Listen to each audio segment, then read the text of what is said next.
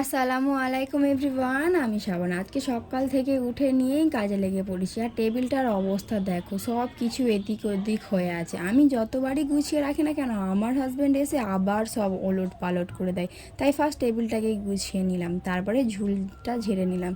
আমি ফ্যানটা অফ করে এসেছি, ভালোভাবে অফ হয়নি, তাই আমি হাত দিয়ে অফ করে দিলাম। যত নোংরা সব বিছানার উপরে পড়েছে, তাই এই বিছানার চাদরটাকে চেঞ্জ করে দিয়ে সুন্দর দেখে একটা চাদর পেতে দিচ্ছি।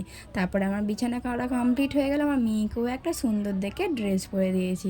দাঁড়াও দাঁড়াও, এবার তো বলি এত আয়োজন কিসের জন্য? আমাদের পাড়াতে একটা বিয়ে বাড়ি আছে, আর সেখানে আমার আব্বুজিদের ওখানকার অনেকজনের ইনভাইট আছে, তাই অনেক লোক আসবে।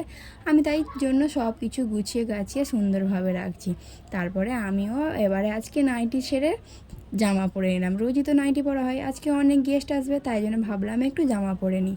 তারপরে সুন্দর করে একটু সাজুগুজু করে নিলাম। এবারে বলো আমাকে সেজেগুজে কেমন লাগছে? আমার আব্বুজি এসেছে আমার মেয়ের সঙ্গে দেখা করতে, আমরা সবাই গল্প করতে। ততক্ষণ আমার চ্যানেলটাকে সাবস্ক্রাইব করে দাও।